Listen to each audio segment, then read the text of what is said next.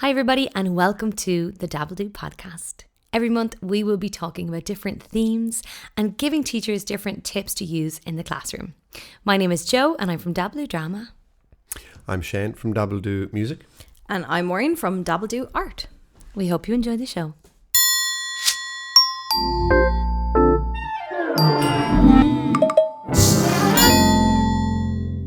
Okay guys, so today's topic or theme we're going to be talking about is getting ready to go back to school.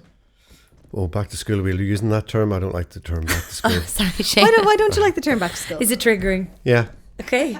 Mainly from when I was a child, I just hated the term back to school. Okay. As soon as you were on school holidays, there'd be shops with back to school stuff up and getting ready now. I wouldn't enjoy the summer holidays. Okay. Is it And bringing up some- even now, do you not find it annoying, the back to school? I prefer seeing Christmas ads in September than having back to school ads in July.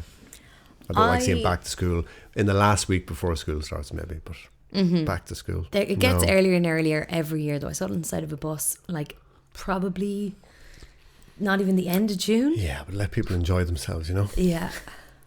I used to love it. Like, I used to love getting all the new stationery. I think I was always destined to be a teacher because, like, I get really excited about getting new stationery. It's like, oh my God, I get new pencils this year.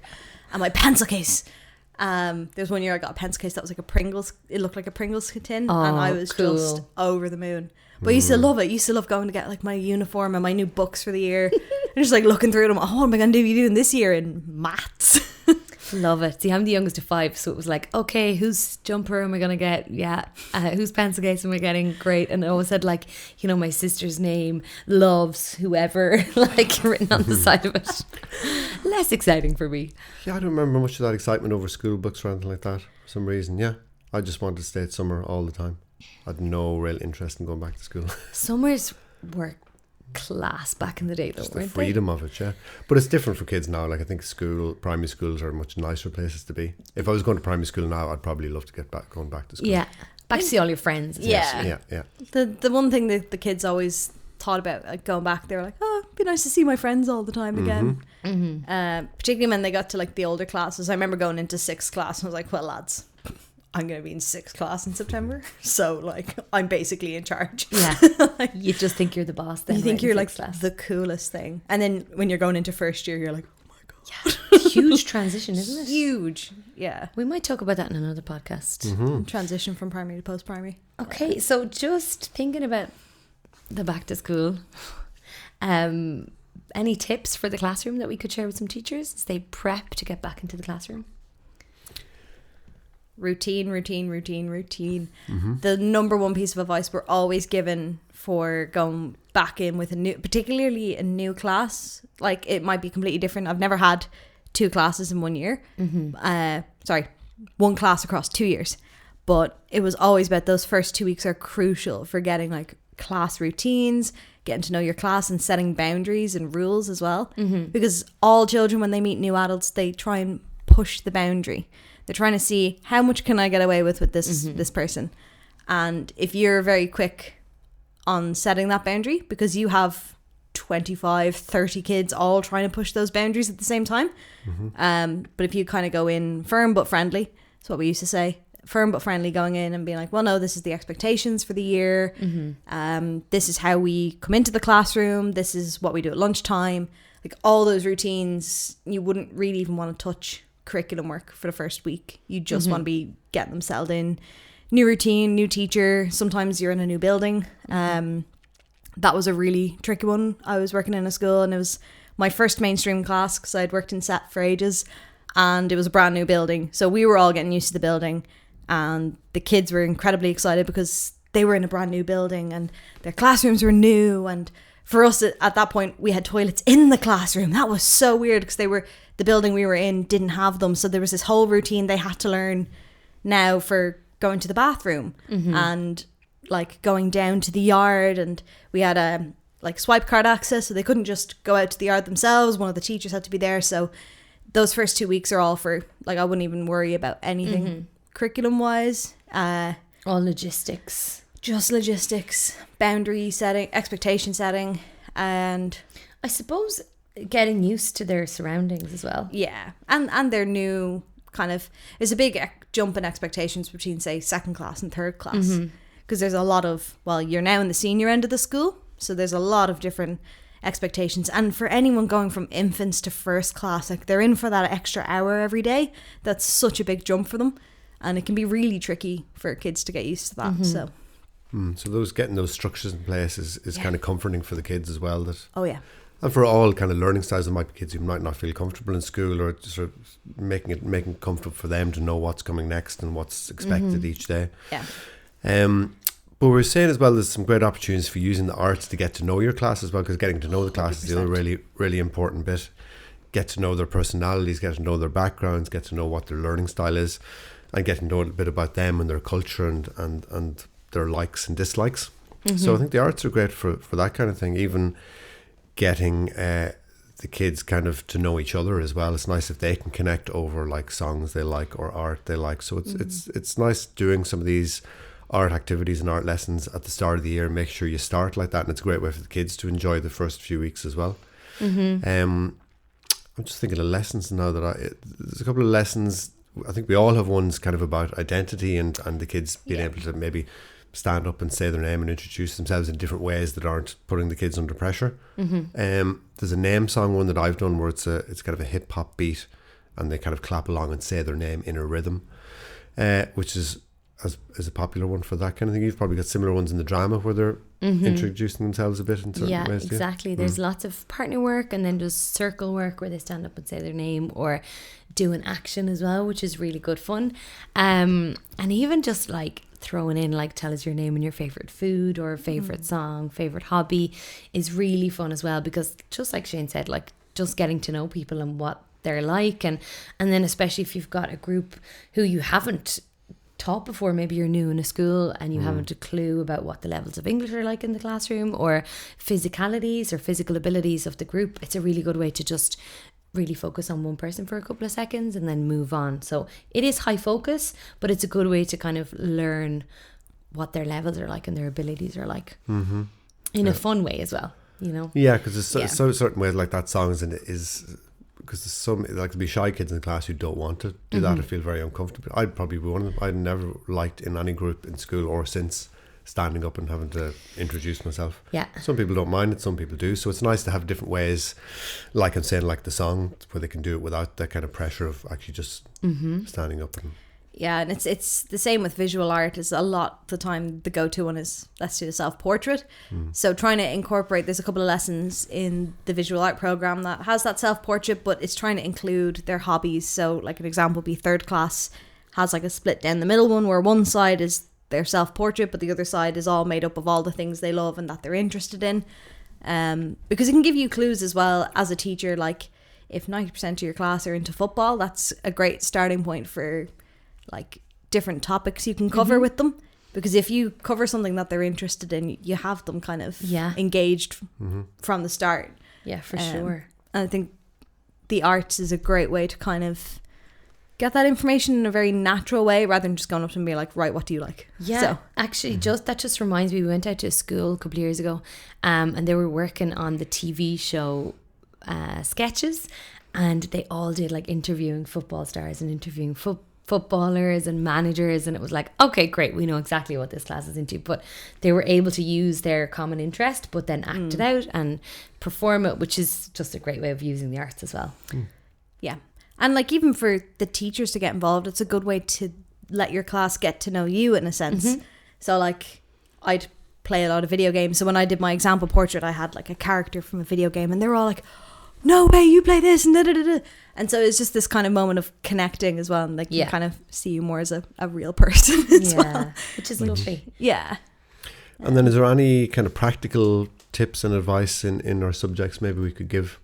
I know I'm thinking of one in particular for the music program, of getting the instruments together at the start of the year, which is like Máirín saying, you don't want to be in the classroom and then be panicking that you don't know where something is, you don't have everything. So it's nice even in a couple of days before the kids all come in that you know where all these things are. So even just finding the instrument box, sometimes it's hidden away in a school. Especially after the summer, it could be you wouldn't know where it is. Or somewhere. There was a workshop I did years ago where we always get the instruments out. That's all the lessons are. A lot of them are designed around getting the instruments in the kids' hands and getting them playing. I wanted to do a workshop, and I went in the class and they said, "Oh, Mr. Byrne has the keys to the musical instruments." I was going, "What's the keys about?" So Mr. Byrne went down, and Mr. Byrne took me down to literally to the basement of the school and opened a locked door, and on a shelf in there was the musical instruments. Covered in dust. Yeah. So you don't want that. So if you're in school, make sure everyone knows the instruments are and leave them out. And actually, another tip for teachers: if anyone plays an instrument, if you can, bring it into the classroom and have it in there every day as well. It's something I always advise for anyone learning an instrument as well, is never have it in a case, because you won't play it. You play it twice as much if you have it just out sitting ready to go. So I'd advise the same about the instruments in school. Make sure everyone knows where they are for a start, and if you have an instrument, bring it in and have it sitting in the classroom so the kids can see, and you can play it every day if you need to. Lovely. But another tip with the instruments is if you can take just 10 or 15 minutes to go through the instrument box and play each instrument as loud as you possibly can. And if it sounds too loud to your ear, if it's obnoxiously loud, just don't bring it into the classroom. Okay, it's really simple. Because you have to think about that one student who's going to Because all students, well, this is something to expect for the year as well, because all students, when they're given an instrument, will play it as loud as they can. That's how you test the instrument. Every human, it's not just kids, because I've done workshops with teachers who instantly are banging it as loud as they can. So they'll play it as loud, and you just have to allow for that. But if you have certain instruments like this, certain types of cymbals and things that you see very common in schools, where if you hit it even gently, it's too loud and it takes over the whole sound in the classroom. So if you eliminate those instruments, and just keep in the instruments that sound nice when they're played at full whack, that's one of the best tips. Because even in any ensemble or orchestra, you wouldn't have an instrument that's louder by far than any of the other instruments. It just wouldn't work. Select the instruments, make sure there's none of those really loud ones in. When you're actually starting into them, we can maybe do more about this in a different podcast, but that whole idea of the kids, once you pass out instruments, I don't like the idea of passing them out and say, don't play them. So there's going to be an instrument in front of you now, but don't play it until I tell you. I always let them discover it, because they have to figure out how it works. Yeah. They have to explore it a little bit. So let that happen. But another tip maybe for the start of the year is, if you have your own teacher sound, that means that's the end of the noise session and we're going to perform a piece or try something. So I'd maybe advise to get like a novelty whistle or something. I used to have like a choo-choo whistle for the younger classes. That was great, which was a lovely kind of wooden whistle.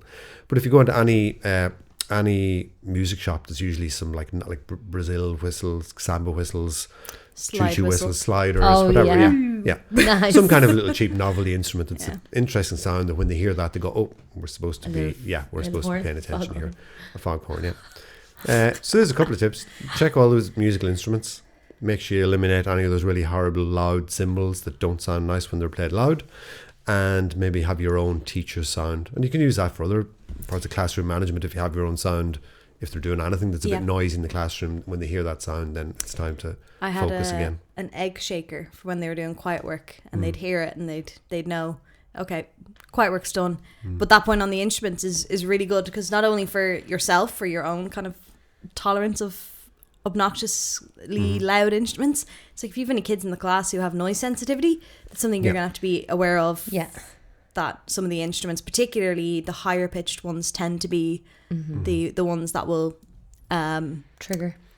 And a lot of the time it depends what you hit them with as well. So maybe experiment with that. So if you've got a wooden beater against a cymbal, that's going to sound very loud. But if you have a rubber one, like a soft rubber one, it's more gentle. So, but literally you can go through just the instrument pack and play them each as loud as you can. And if it sounds okay, put it in the box. If it doesn't, keep it for later. One thing I used to do on my very first, if I was handing instruments to my class, I'd say, we're going to play them nice and quietly, but if everyone can do that at the end, I'll let you play it as loud as you can. So, they're all kind of looking around to see, right, okay, everyone wants to play it really loud, so I'm not going to be the one person to ruin it. But and then it was chaotic for about 30 seconds at the end of the lesson, but it was worth it. They loved it. Absolutely loved it. We did it with boom whackers, so it was just this boom whackers are great. Cacophony of if people don't know the boom whackers, it's a long plastic tube, and they're in different lengths. We usually have some around the place here, around everywhere. But there's a great one with that as well, because you have to hit it off your hand or your leg. Yeah. So you have to tell them not to hit it off the table. That's an example of how it can get really loud.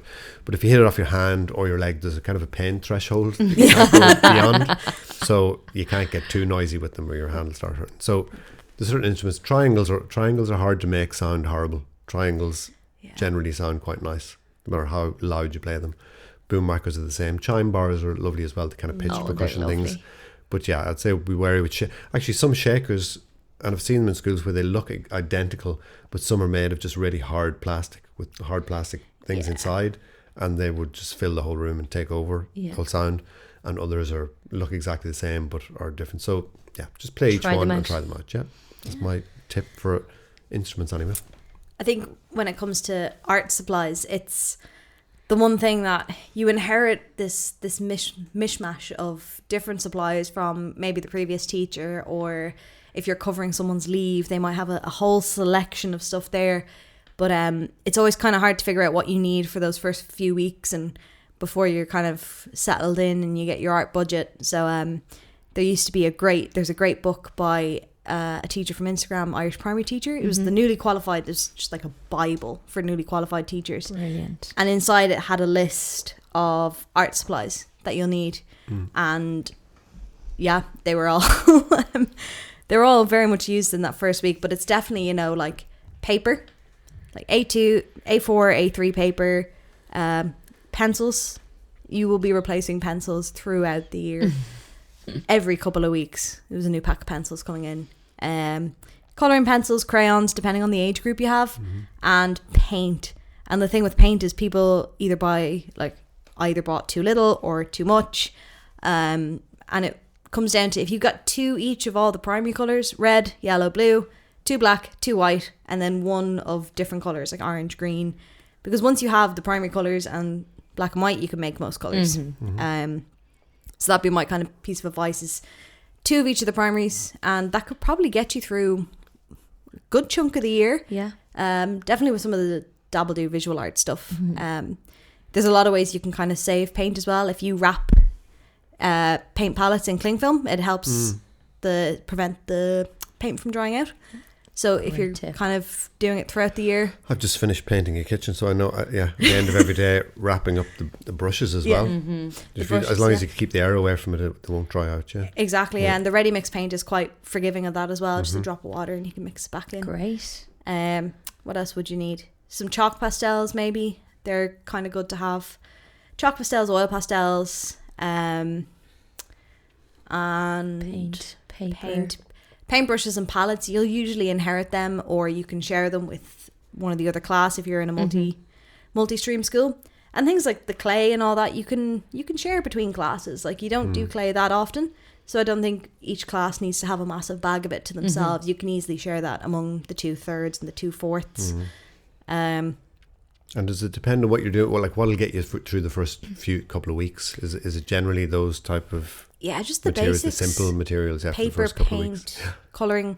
colouring media. So in DABBLEDOO art, you'll see it again and again. Colouring media, it's kind of whatever the kids bring in themselves. A lot of them will bring in markers or their own colouring pencils or twistables or something like that. But mostly for those first few weeks, you don't want to be doing anything absolutely mental before you've established all the rules and routines with your class. So definitely just some paper, colouring materials, and then your paint. And you'll be able to see it if your school has DABBLEDOO art. At the start of the year, you just have a list of all the resources you need month by month. So you'll be able to see kind of, well, as soon as you kind of get access to it, you'll be able to see everything you need. I suppose that's kind of general tip across all 3 subjects, that if you are using DABBLEDOO, you can just take some time to look at the first couple of months, and it's all laid out quite simply there in the teacher's manual as well. Because actually the instruments, it's good to have them set up at the start of the year, but actually for the first 2 or 3 weeks there's no instruments used in any of the lessons I've set up, just to keep things simple. So it's more songs and introductory games and things like that, and the instruments come a little bit later when everyone's settled in. But for the first few weeks, just check looking at the plans and the teacher's manual. And again, I've kept it simple enough at the start. Like songs, I think, are a great way to introduce the kids and get them, like, singing together is a great way to get to know and get to enjoy some time with the class at the start of the year. So Joe, how would you go about what would your tips be for getting started with drama with a brand new class? I suppose what's really important is to establish the drama space.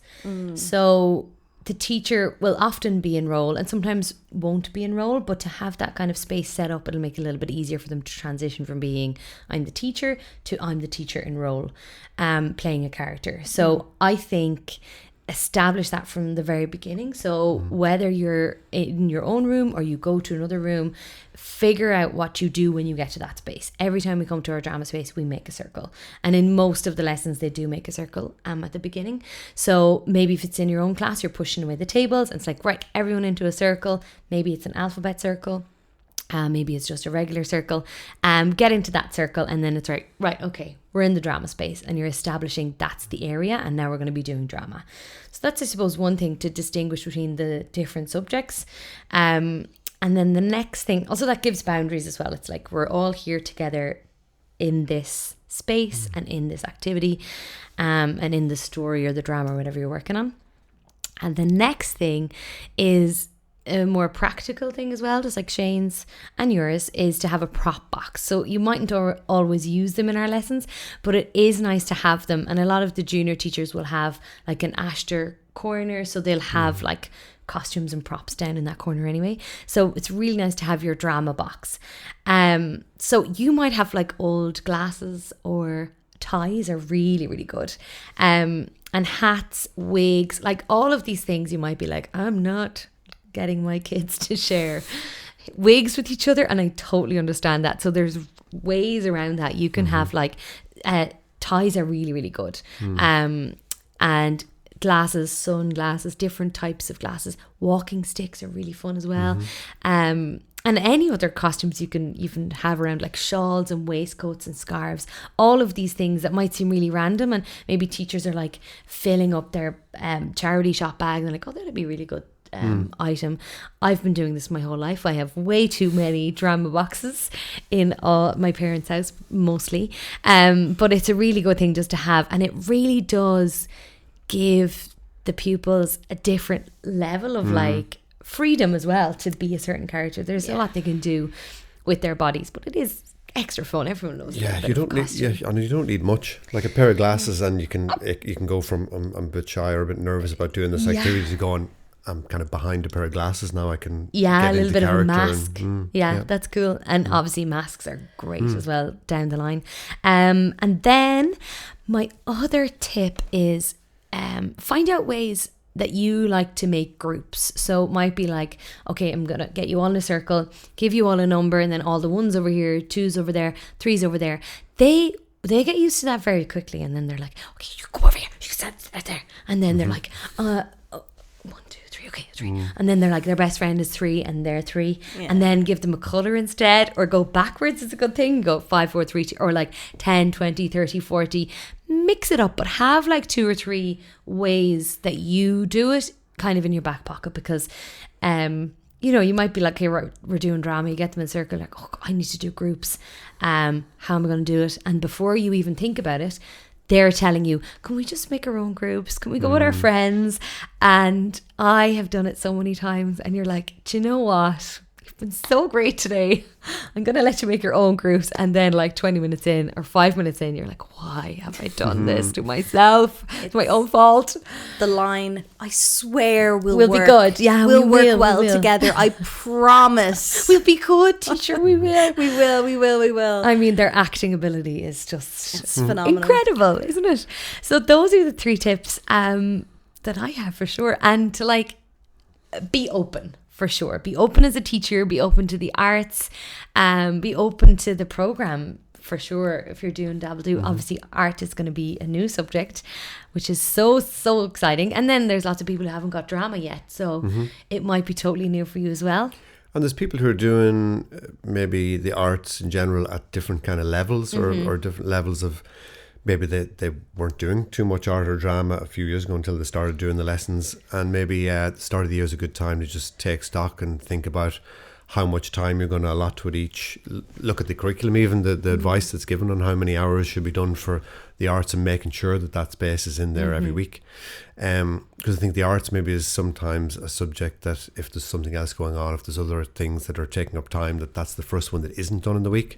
So I think it's maybe nice to establish that, this is the art space and it's the same as all the other subjects. It needs to be done. So that's the, like you're saying, the structure, that every week this is what we're doing. Because there's just so many important things to do between the three subjects throughout the year. So it's great to start off. Like I said, if you haven't been doing it much before, it's the time to look at it and maybe make a commitment that I'm going to try and do it more this year, or try and, whichever subject you might be weaker on. I suppose it's the same with any subject you teach in school. There might be some subjects at the start of the year we're going, I'm going to have to give a bit more Irish this year, or I'm going to have to work harder in my maths or whatever. But I think a lot of people could do more in the arts in general. I think the important thing is getting your timetable sorted early. And once you know your class, you'll know as well that, like, are they the kind of class who needs the arts in the middle of the day to give them a bit of a boost, because they're out of their chairs, they're being creative, or are they the kind of class that need it at the end of the day to give you time to have another cup of coffee and to get, kind of be like, right, they're going to be playing their instruments today, so I need 2 cups of coffee. I always used to do music on a Monday and a Thursday, because Monday you get them in after the weekend. It's a nice way to kind of, in the afternoon, to settle them back in. And then Thursday, their energy is a bit lower. It's towards the end of the week. So we had our visual timetable up, and they used to see the music and they used to go, yes. Like, after lunch, I'm tired. I don't want to be doing more maths. I don't want to be doing English. I don't want to be doing geography. I want to just sit and play some music. I always bundled art together. So I always did an hour of art, because 2 half-hour blocks is harder to kind of get stop-starting by the time you get everything ready. So we used to do it a Wednesday afternoon. What I liked about that then was, if they didn't finish, you had Thursday, you had Friday if they finished some work early, or if they came in the morning. If I know the school I was teaching in had 15 minutes of kind of registration time, so you normally give them a piece of work until everyone's in. So it's just, will you go on, you can finish your painting from yesterday. And then drama, I used to love doing drama on a Friday. It was a great way to kind of finish off the week. Nice. Just before golden time as well. So they were a little bit giddy, but it's a good way to kind of get them kind of settled in and moving stuff around. And then when they were finished, they were like moving the tables back for golden time, but that heavy lifting as well kind of helped to get a bit of the giggles out. Great. Love it. And I suppose as well, just for the teachers, like, to be open for, like, if you haven't done any of the art subjects before, or our program, to be open to the subjects. And you mightn't like every single lesson that we've done, but give it a shot and enjoy it as well, because it might be new to you, but it's going to be so much fun for the pupils as well. And there is, like, we do repeat some stuff, we repeat some games, we repeat warm-ups, which is so important, because I always think about, like, if you're going to play a football match or hockey match, or you're going for a jog or whatever it is, you don't go, I warmed up my hamstrings last week. Like, you have to warm up. I did that same stretch last week. I did that stretch last week. Yeah, I warmed up. I did cat-cow last week in yoga class. Why are you doing it again? Because every day we need to warm up different types of muscles in our bodies and our voices, and all those games, all that repetition, like, it's proven to be successful. It's proven for so many different ways. Like, for somebody who might be repeating a game or a mantra or a ritual or a song, even just the do-re-mi's, like, it can get easier and easier for people, and then it's so comforting then, like a takeaway. That's why it's a practice, because you have to keep doing it, Like, when I was just thinking back, when I studied guitar in the Royal Academy, like, I only did a few pieces that year, but there was times when it was just 3 pieces on the go, and every day I'd go in and play those same 3 pieces. I wouldn't be trying to play 10 pieces a day or do other stuff. I'd just be focusing on those. And I suppose that's part of what we're trying to encourage that's a great way of getting into the arts, is that you can take a song, and instead of just singing through it once and you're kind of done, to get used to singing it again, trying something different, listening to different parts of it, looking at the lyrics, looking at the melody, singing it and performing it in different ways. So there's so many different ways to look at even a simple song. And like you're saying, Joe, that'll come up throughout the year, that these things that it's good to repeat. In fact, in some of the music lessons, there's songs they'll meet again in different years, but they're slightly different as well. So it'll be the same song, but we've set them up slightly differently. But yeah, like a lot of the warm-ups and things will be similar throughout years, which I think is nice that the kids get to know those warm-ups. And in particular, I know, because a lot of my background work in teaching was in set, is like there's a lot of kids who that familiarity is just so comforting to them. So if you have a kid who's shy and doesn't like putting themselves out there for drama, but they see that, you know, we're doing bean stew, I know how that game works, I know what I have to do, it's just such a comfort to them to know what to expect. Same with like coming into music, it's like, oh, I know this song, I know what bits are loud, I know what bits are fast, I know what the words are, and even just those little bits are like, okay, cool, I know what to expect now.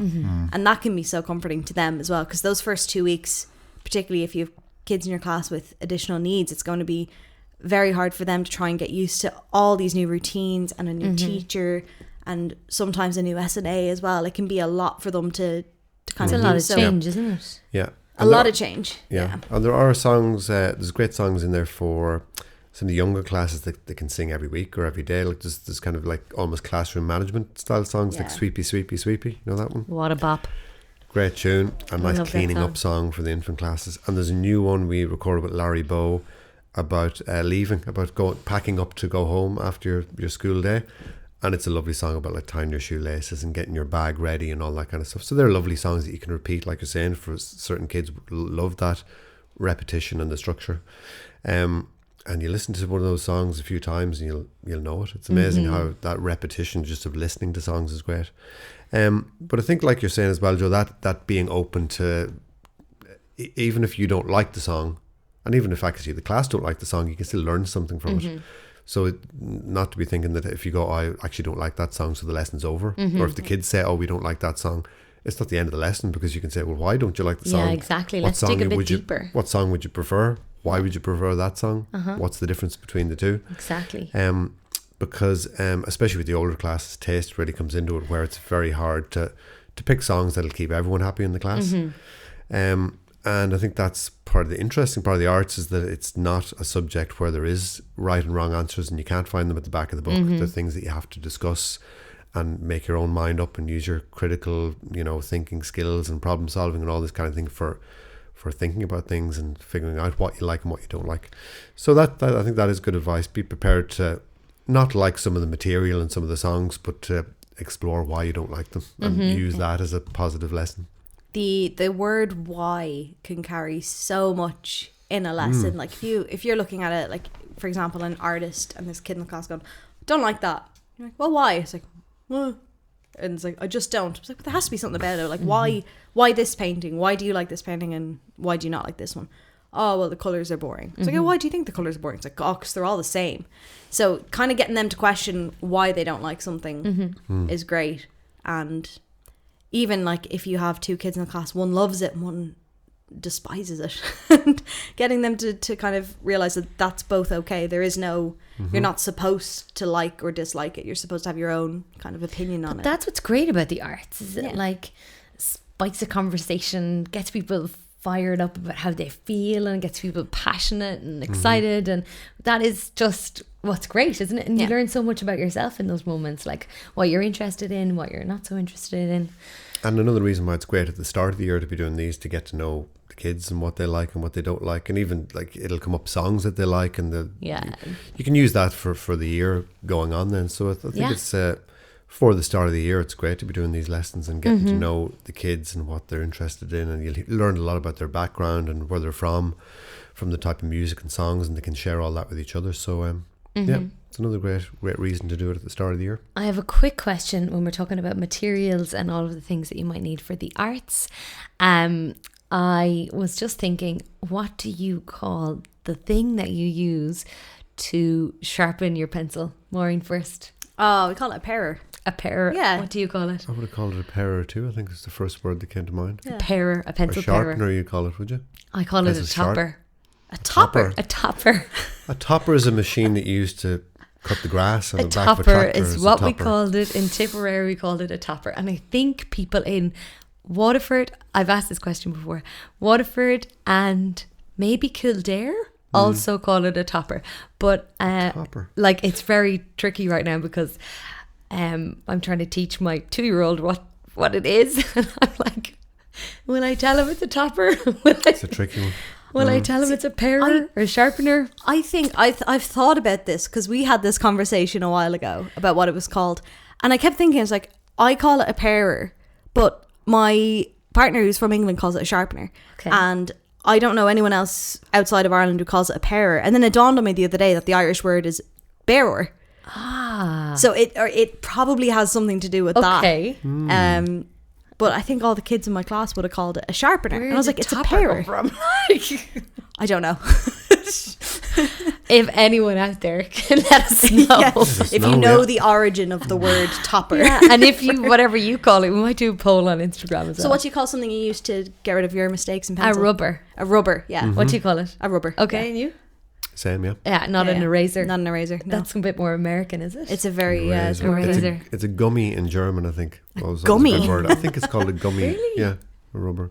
Maybe I'm wrong. That's another one we could be wrong. Do you know what the word for a mobile phone is in Germany? I think... No. A handy. Yes, a handy. Mine handy. And I think they took it from it being... I don't know where they took it from, but somebody told me, it's like, oh, because it's so handy. I was like, yeah, it's... yeah, I think it's because handy, you might whatever. hold it in your hand. Yeah, exactly. Mine handy. Yeah, so I think we've kind of come to a natural ending, haven't we? Yeah. So that's some of the tips and advice for starting the year, and we'll put some of this advice in the blog as well Yeah, and absolutely. get that out. Yeah, I suppose pace yourself. You know, we all go into the start of the year. We're like, we're going to be like this and we're going to do this. And we've got new habits and new copybooks and new notebooks and new systems. Like, do something that you know you can sustain, you know. Yeah. Ease into it, mind yourself, drink lots of water and coffee, whatever gets you through.